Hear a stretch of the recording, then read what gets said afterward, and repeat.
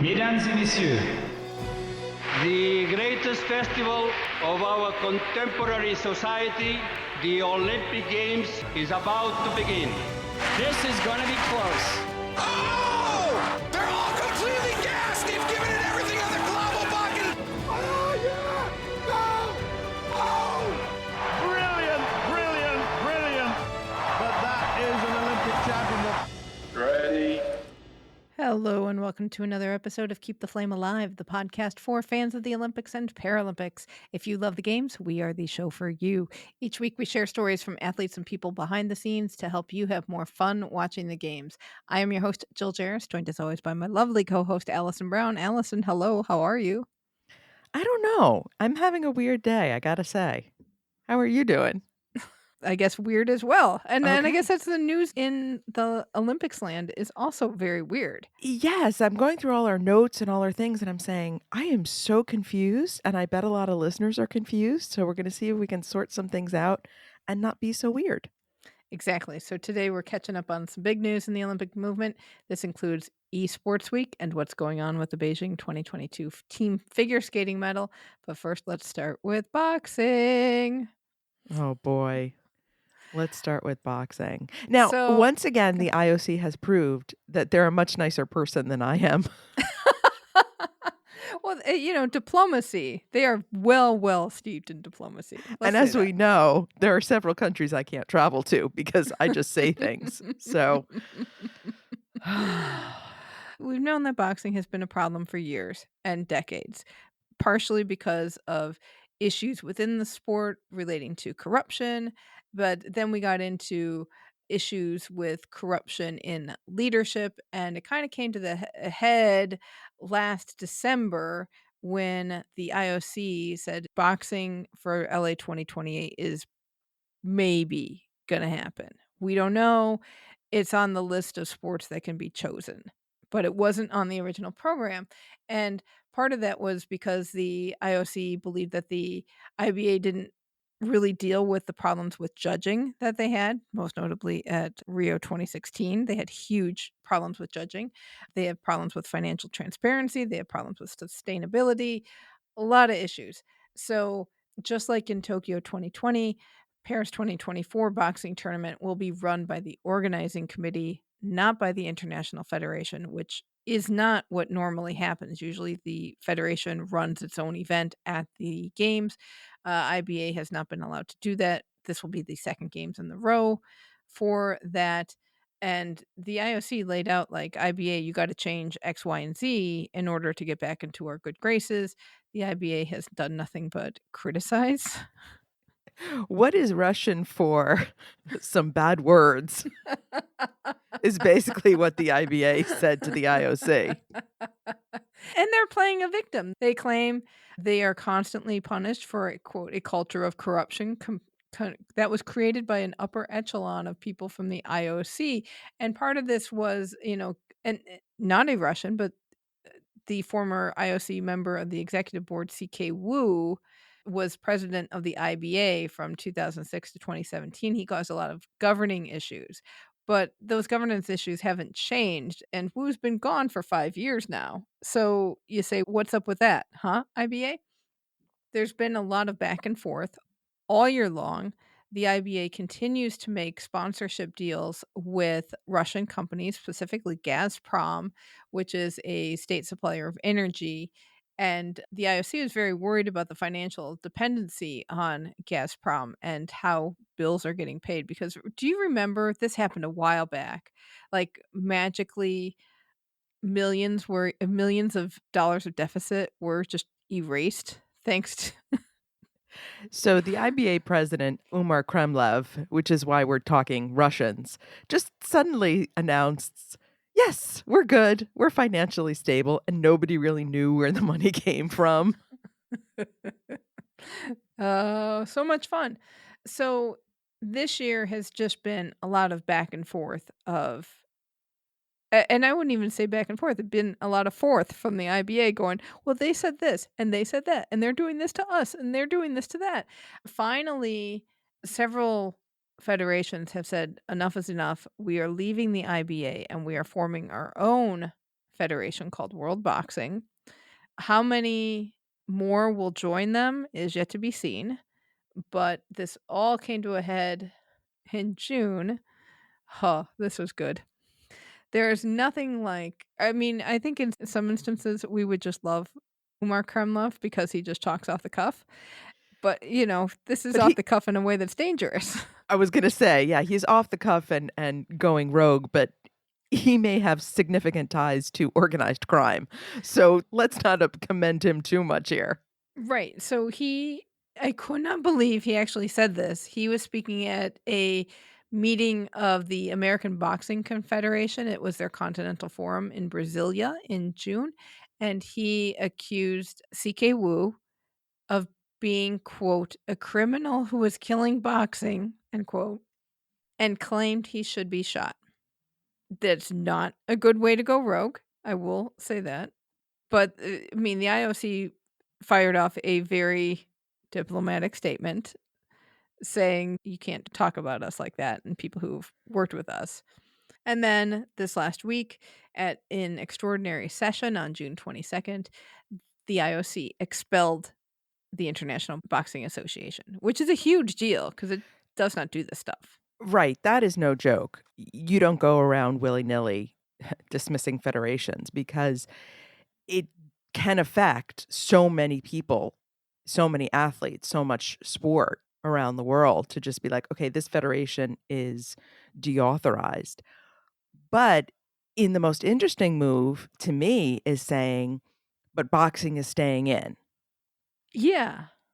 They have said the IOC has said repeatedly it does not have a problem with the sport of boxing. It does not have problems with the athletes. They have a problem with the IBA and how it's been run, how it continues to be run.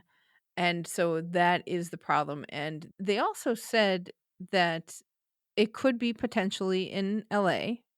If it is in LA, the organizers will organize the tournament again.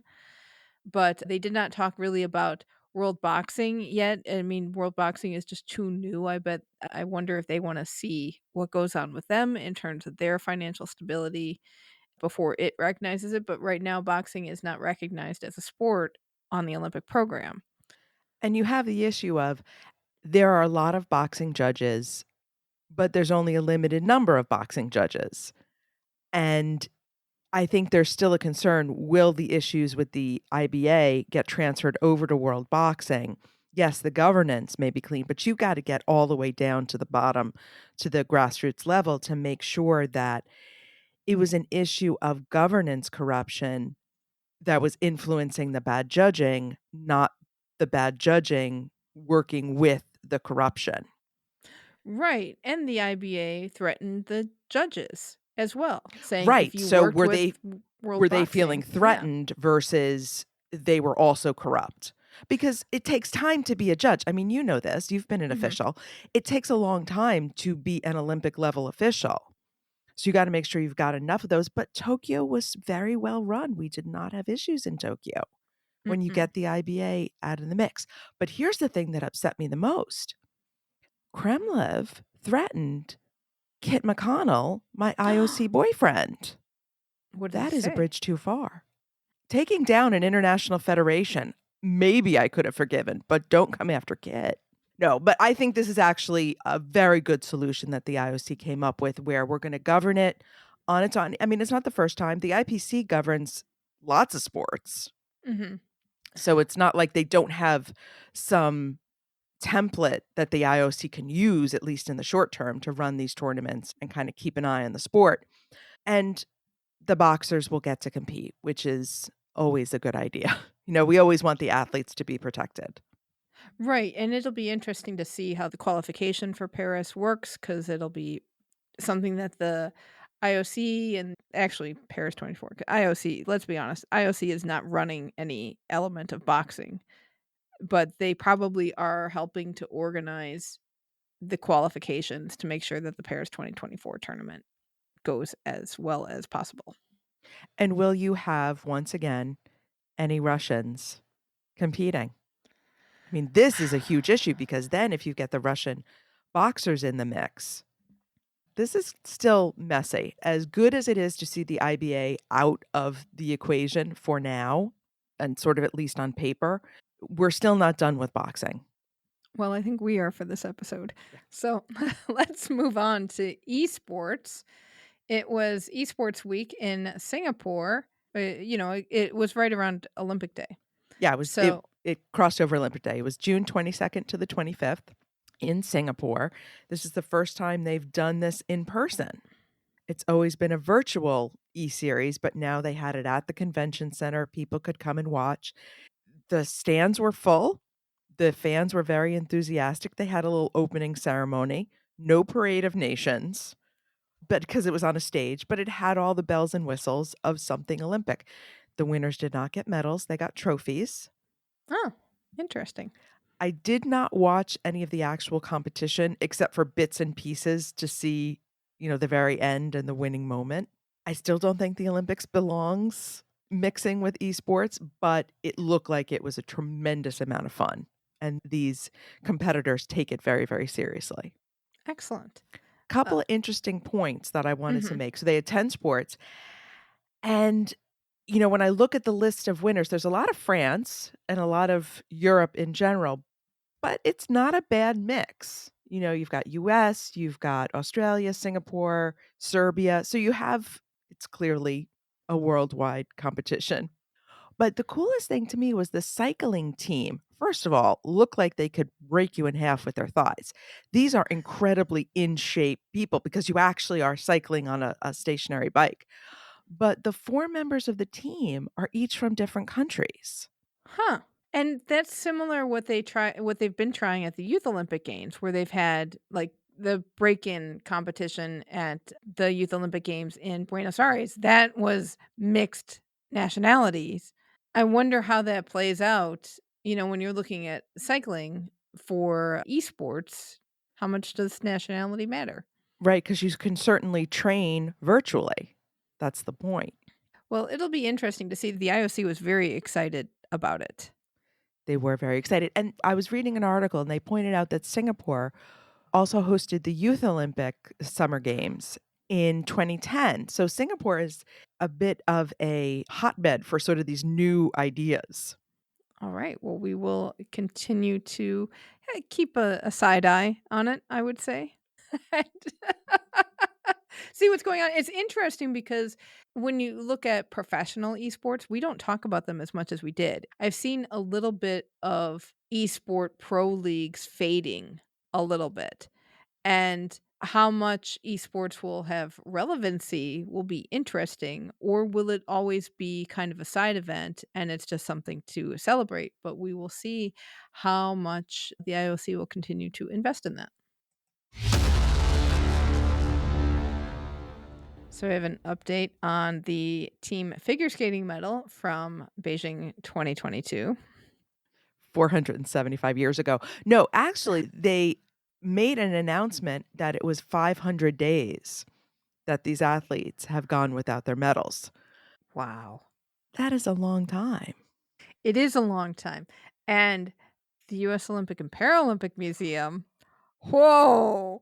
This was a surprise to me. So they created an exhibit of the 9 empty medal boxes from the U.S. team that their medals would have gone into to remind people that this case is still ongoing and none of those athletes from any country have received their medals. So to go back, cast your mind back to December 2021. So Kamila Valieva was was tested positive for a banned heart medication at the Russian Nationals. It wasn't announced until after the team event had been completed in Beijing. And so then it became, wait, she shouldn't be competing. Rusada comes out and said, no, it's fine. She can compete. But everyone else is saying, she tested positive. You can't use the excuse of her being a protected class because she was only 15. So instead of awarding the medals, going on, revamping, the IOC said, we're not going to award the medals for the team event. Because remember in Beijing, they would have a Bing Duen Duen ceremony at the event, and then later in the evening or the next day would have the actual medal ceremony in the medal. What was it called? Yeah, The like a Medal medals Plaza. plaza. Yeah. So that Medal Plaza event never took place, but U.S. Figure Skating CEO Tracy Marek reached out to the museum and asked them to do. So this was her brainchild. I was wondering whose idea it was. She's been doing the press for it, saying we need to remind people that these athletes are still waiting for a medal.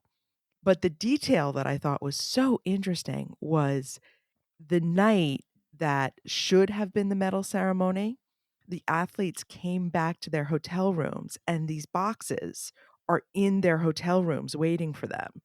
You know, the idea is, oh, you've gotten your medal. Now you need a place to put it. Here's this little box. And of course, this is all planned ahead of time and organized. And there was a little note in it, you know, one of these standard notes that they'll put with it, signed by Thomas Bach. Not really signed, but you know what I mean. Saying an Olympic medal is forever. But they have no medal to put in this beautiful box that they got. So all they have is the box. Which would almost feel like a slap in the face because this is your night. You're supposed to be celebrated. You're super excited about what you achieved and accomplished. And now you get none of that. All you get is an empty box, which is kind of like all of the emptiness that goes forward because a lot of these athletes, I mean, you're talking the Americans would have been moved up to gold if the doping violation goes through and Valieva's results are nullified. US would get moved up to gold. Canada would get moved up to silver, and Japan. Japan would move up Japan to would silver. get moved to silver, And Canada would be in bronze. Okay. But even just, they didn't even have their silver medals, which they thought they were going to have. They got nothing. Right, because then it's like, well, you know, do you award what based on the results and get something, and therefore also get the other glory that goes with that, and i.e. that's monetary stuff, which is very important to these athletes because it's a really tough living, and in figure skating, like almost every Olympic sport, very expensive. So not getting that medal and not getting the other side benefits that go with that is very tough to deal with. And then you get an empty box that reminds you, oh, here's your empty box of promises. So on day 500, ironically, the Court of Arbitration for Sport set the date for hearing the appeal on the Valieva case for September 26th through the 29th. So supposedly, we'll get a decision then. And that's it. That's the last one, correct? That is the last stop because Rusada said Valieva should have been allowed to compete. WADA appealed that decision. The ISU, the International Skating Union, jumped in. So CAS is going to hear this appeal. Which hopefully we'll actually have an answer. Nobody's going to be happy about it, but hopefully we'll have an answer. And even if we talked about Valieva extensively, so I'm not going to get into that. But even if the US and Japan just ended up with their medals, I mean, they earned those. Mm-hmm. They deserve them, whatever the color, and they shouldn't be punished for any of this. That sound means it is time for our history moment. All year long, we are looking at the Seoul 1988 Games as it is the 35th anniversary of that event. Allison, it is your turn for a story. So today, what have you got? And thankfully, this is a happy story, considering we've been talking about some not happy stuff. And I will explain to you what the Madagascar boycott has to do with K-pop. Oh, whoa. So even today, as we know, North and South Korea are still officially at war. So to no one's surprise, in 1988, North Korea chose to boycott the games in Seoul. They were joined by Albania, Cuba, Ethiopia, Nicaragua, Seychelles, and Madagascar. Reports at the time are mixed as to whether this was actually a boycott or a financial decision. But Madagascar was an ally of North Korea at the time, but they've also only sent a handful of athletes since 1964, so we're not quite sure. But they did not go, which is the important part. But they have participated in 3 Winter Olympics. Okay. One of which is 2018 in Pyeongchang, South Korea. They sent a skier who was born in Madagascar but grew up in France, and she Okay. chose to represent Madagascar. Okay, so just kind of keep that in the back of your mind. In 2015, singer Hayeri from the K-pop band Girls' Day starred in a film called Reply 1988. And one of the stories they tell in this movie is about a girl who had been selected to be what they called the picket girl for Madagascar for the opening ceremonies. Now we know what they're called. The picket girls are the girls who carry the country names. That's their official title. So the movie includes several scenes where the character is practicing, where she has her costume on, where she's being interviewed to talk about why she's so excited to be a picket girl. Well, her dreams are, of course, dashed when Madagascar chooses not to attend and she doesn't get to participate in the opening ceremonies.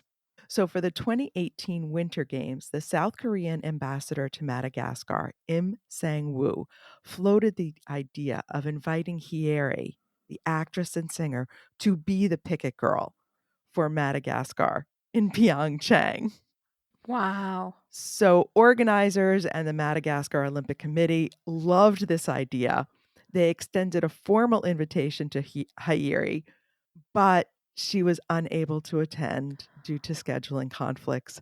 But through her spokesperson, said she was very touched by the gesture. That would have been awesome.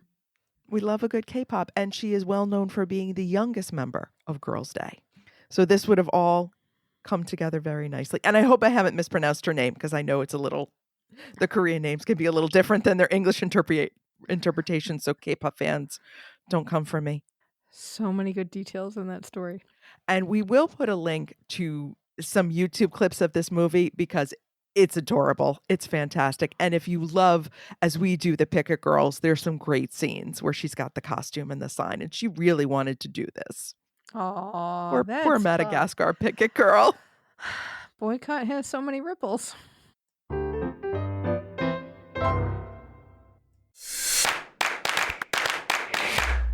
Welcome to TKFLASTAN. Now is the part of the show where we check in with our team, keep the flame alive. These are past guests of the show and our listeners who make up our citizenship of TKFLASTAN. First up, David Maraniss won Best Sports Book of 2022 from the National Sports Media Association, which would be his book on Jim Thorpe, which we talked with him about. Modern pentathlete Samantha Schutz has officially retired from competition. She announced it on Facebook, which contributor Ben reposted in our Facebook group if you want to see a very, very touching message. Race walker Evan Dunfee competed at the Vancouver Half Marathon and got a personal best. He said he was 2 minutes faster than he was in 2019, and he's got some downtime, but is off to St. Moritz next week. Louise Sugden will represent Team Great Britain at the World Powerlifting World Champs on August 22nd to 23rd in Dubai. This is her first competition in 18 months after her surgery. So fantastic news, Louise. I was so happy for her when I saw that, so I'm so excited to see her compete. And boccia player Alison Levine is competing at the Santiago 2023 World Boccia Challenger. She's currently playing in the BC4 individual competition, which as of today is still in the pools, and she will be competing with Julian Chibano in the BC4 pairs competition on July 1st to 2nd. We will have a link to the event in the show notes.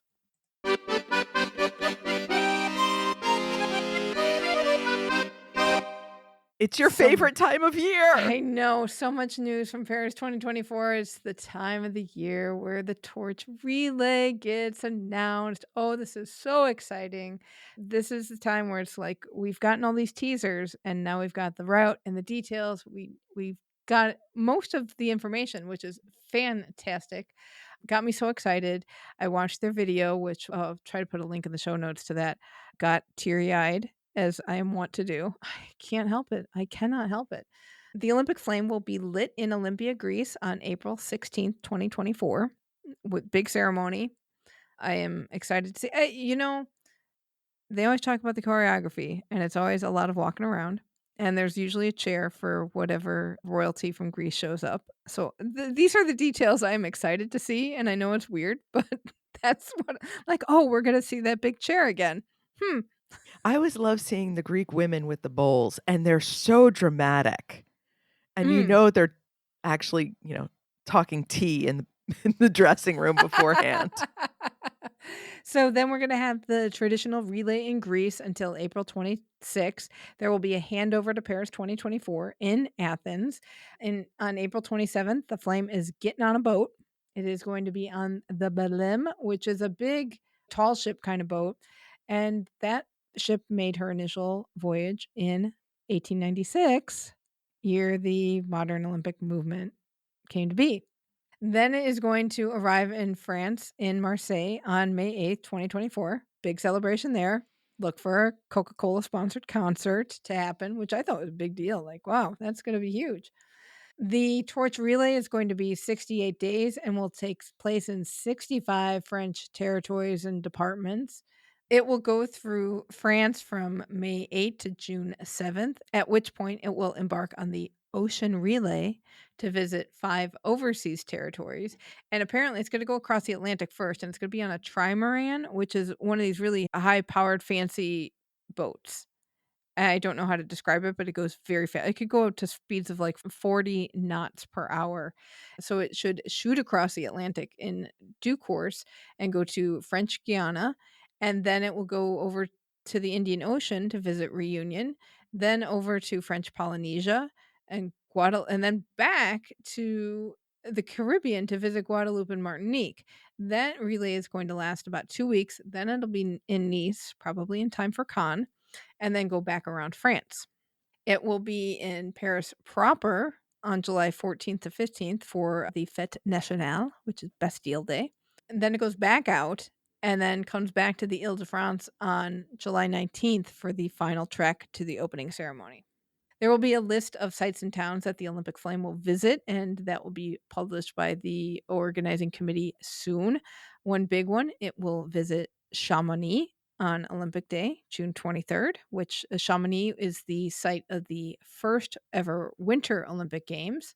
It's going to hit some iconic places. So we're talking like Mont Saint Michel. It will go to Versailles. It's going to go through some famous vineyards. I would not be surprised if it visits Pierre de Coubertin sites like his birthplace in Paris and his childhood home in Normandy.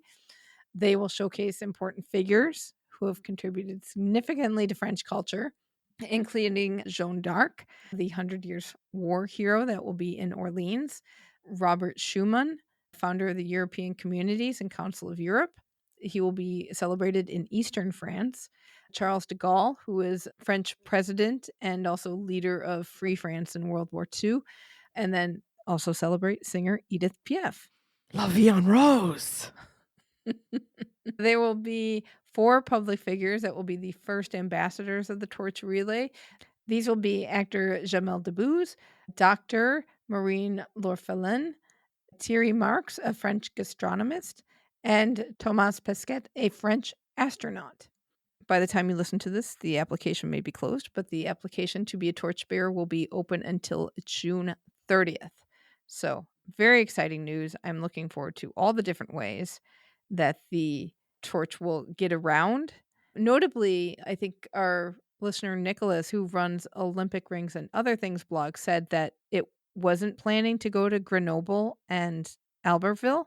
However, I wonder if the departments that those 2 cities are in said, no, we are not footing the bill for this torch relay thing. Right, because I think it was last year we were having problems with getting departments to participate because it was very expensive to host the flame. Exactly. And you'll see in the map where they highlight the route, there are big holes in France where it just does not visit, which makes me remember the torch relay from Atlanta and how that went around everywhere. And I'm very curious as to what they're going to do for LA 2028.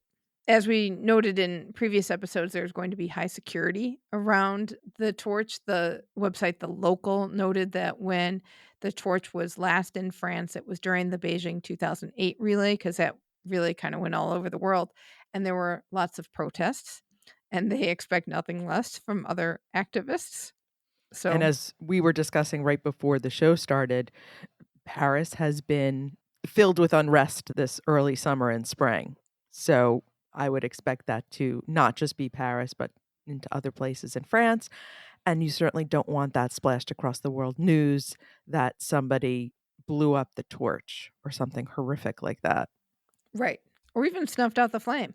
It's such a simple action that let's not give anybody any ideas, but it would be so Mm. symbolic to do something like that, and how horrific. Speaking of snuffing out, I'm concerned about it going so fast across the water. And that some wind will just go poof. They're going to have the lantern. It's going to be they always had the backup in the lantern. I think we're safe. I hope we're safe. I mean, if they can take the flame underwater, they can certainly take it across the ocean in a fast boat. And in space, but still, I'm concerned. You get in a convertible and your hair gets all messed up. I mean, that flame has got to be looking good. What we have not seen yet is the torch. So I am looking forward to seeing when that design will be released as well. In other Paris news, there will be no alcoholic beverages sold at any competition site during the games. Very interesting. I was very surprised to see this, but there's a law in Paris that was passed in 1991. It's an alcohol and tobacco policy that prohibits the sale of alcohol at places that are for physical activity that includes sports stadiums. There have been exceptions to this law, but you have to apply for them. So like when the World Cup was in town a few years ago, I believe there was an exemption and there was alcohol sold in the stadiums. Rugby has also gotten an exception to have alcohol in the stadiums, but apparently Paris 2024 organizers are not going to ask for one. Probably a good move. Yeah, it's going to be hot. There's going to be a lot of crowds, and you don't want people going crazy, drinking too much and going crazy. They can do that on their own time. Reference the Australian rugby team on the plane flying home from Tokyo. Yes. If you have purchased an hospitality ticket, there will be alcohol in those hospitality areas. So you can get it there if you really want it, or just get it after your event. And in related news, they'll be flying taxis because you definitely do not want to drink and fly.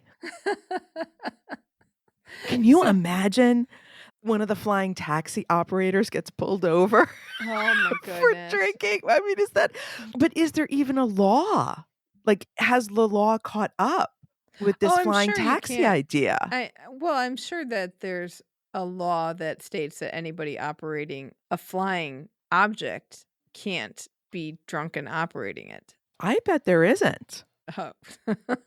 Get on that, Paris. 'Cause Well, this could get okay, so interesting.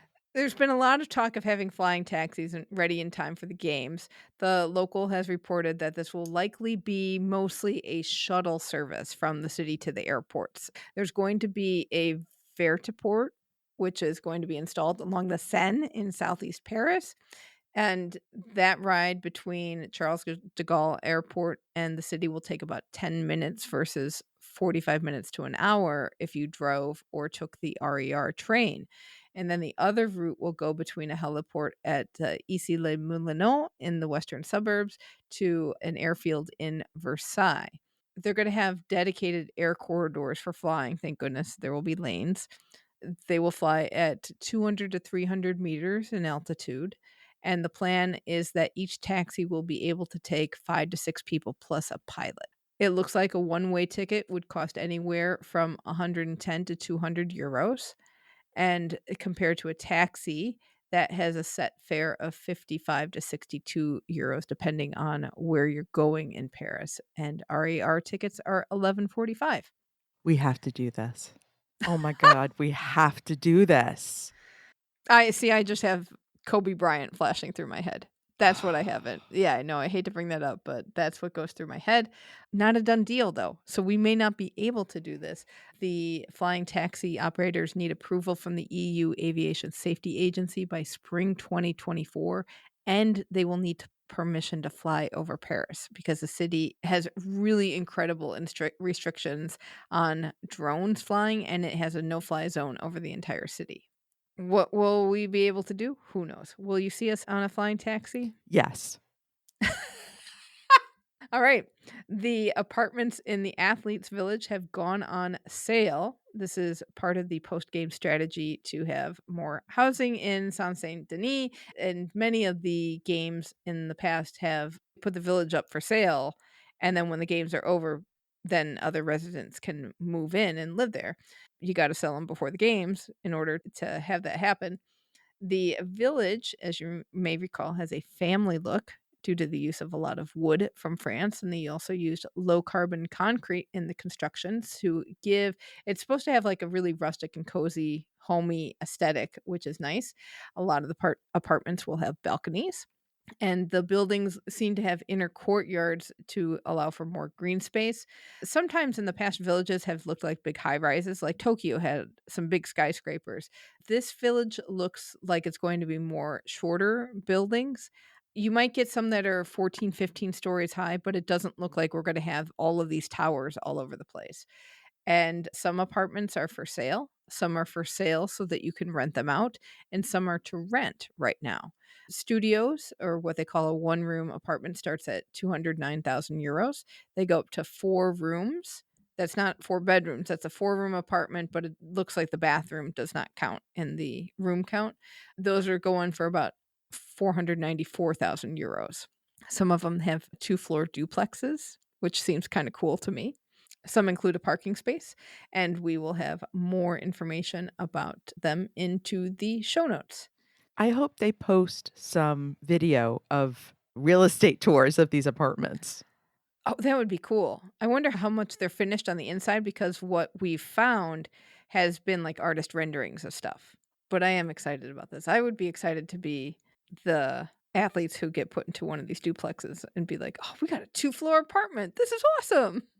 But it does look really cool. I would be very curious to see how well they sell. I would also be very curious at how many of these become Airbnbs and allow the likes of us to go and stay there one day. The French lottery is having Paris themed scratch off tickets with cash prizes and trips to the games. I did not realize that scratch off tickets was an international phenomenon. I did not either. I thought this was such an American thing, maybe British, because I have seen those at the postal stores. But I didn't realize that scratch off tickets was international. Well, it's very exciting. Inside the Games reported that you could win a trip to the games, I guess, but I'm sure you have to just be in France, and I don't know what the citizenship requirements are for winning the lottery there. And apparently the trips are prime events, to be quite honest. Paris Musée, which runs 14 museums in the city, is planning to have several special exhibits to coincide with the games. Also from Inside the Games reporting this, Musée Carnavalet will have an exhibition featuring artifacts from Paris 1924. Paris Galleria will have an exhibit called Fashion in Motion, which relates to athletes and their fashion. Musée de la Vie Romantique and the Cernuschi Museum will have equestrian-focused exhibits. The Victor Hugo Museum will have a show on fencing. The Bordel Museum will have one on archery and art. And the Paris Liberation Museum will look at athletes in World War II. So this is all very exciting. I mean, I'm planning to be there like a week ahead of time. I don't think there's enough time to do all this stuff. I was just thinking the same thing. Like, I'm hoping they will leave these up in that time between the Olympics and Paralympics, one, so that, selfishly we can go. But also, there's going to be a lot of people who don't go to Paris during the Olympics. They're not going to want to be in that crush of people. But these exhibits matter. And these smaller museums need a small museum is always struggling. So to have some of this excitement and build up to it. So I hope that people get a chance to, even if you're not going to the Olympics, even if you can't get tickets, that they'll extend a lot of these shows so people can really get a good view of them. Exactly. And even if you do have tickets, what if you got tickets for and you have like downtime in between games, or you can't get, you have a ticket on one day and you plan to be there 4, and what else are you going to do? This is something else Olympic related that you can fill some time with. So I'm excited. And you know what else? A lot of these museums, I don't know this, but just museums, they will have to be air conditioned. And considering Climate how control. It's probably going to be sort of like when you were a kid and your mom would send you to the movies so that you could sit in air conditioning, or, you go to the grocery store when it's hot and the apartment hasn't turned on the air conditioning yet. Do people do that anymore? Am I really sounding old? But in France, certainly a lot of buildings are not air conditioned, including some of the village. So we may see some athletes wandering around the museum just trying to cool off. And finally, we got word that Simone Biles may be making a comeback. She is slated to compete at the U.S. Classic on August 4th and 5th in Hoffman Estates, Illinois, which is just outside of Chicago. And normally we wouldn't mention this, I think, but she was such a big story at Tokyo. And even the IOC website put out a big story about this. I think they are more than excited to see this news and to have that face of the games be there for them. They did the same thing with Michael Phelps. There's always this generational star that brings attention like nobody else, and Simone is that athlete right now. We have some winter 2030 news. The USOPC says it hopes Salt Lake City will enter targeted dialogue this fall. So it's currently in the continuous dialogue phase of talking with the Future Host Commission, which in a way this sounds like one of those corporate things where you're like, oh, we're in this title, we're talking with them. Okay, now we're continuously talking with them. Now we're really going to talk with them. Yeah, we all know Salt Lake City does not want 2030. They want 2034. But I was surprised to see that they weren't already in targeted dialogue. That was one of the things I took. I'm like, wait, you're not in targeted dialogue already? So they hope to be in the session this fall. Sweden, we know, is in dialogue. Someone in the Facebook group said I spoke that into being. Because right after we recorded the show where I went on and on and on and on, which show, but the last one, about how much I wanted it to go back to Stockholm, they released the statement saying we're in dialogue. Very excited about that. But here's the real news from... Oh, this was great. This past week, the International Olympic Committee met the week that culminated in June 23rd, Olympic Day. And the executive board met and they had press conferences. And Christophe Duby, the executive director, mentioned that 6 cities were in talks to host. And he let it slip that Switzerland is one of the places that wants to host. What I thought was funny was that the reporters seemed to react with some surprise at 6, because we've been saying they can't find a host for 2030. And all of a sudden, Christophe Duby says, well, we're talking to 6 possible hosts. And then he's like, yes, 6. Like he really doubled down on saying that 6 number. And so now we're wildly speculating as to what the others could be. Right, because does that number 6 still include Vancouver? Does it still include Sapporo? Are they still kind of on the list, even though they're like, well, we're going to hold off? And the IOC just says, well, that you're still in talks.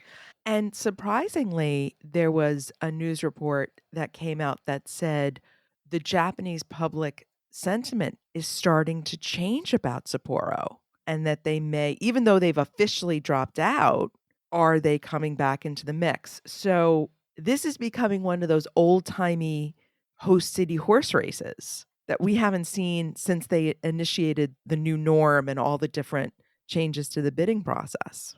Yeah, so we shall see. The IOC, it says it's being flexible about when it will make a decision, so we don't know what we'll find out at the IOC session this fall, but they said for sure that a decision for winter 2030 would take place no later than the session at Paris, just ahead of the Paris Olympics. Stockholm. I'm speaking it into being.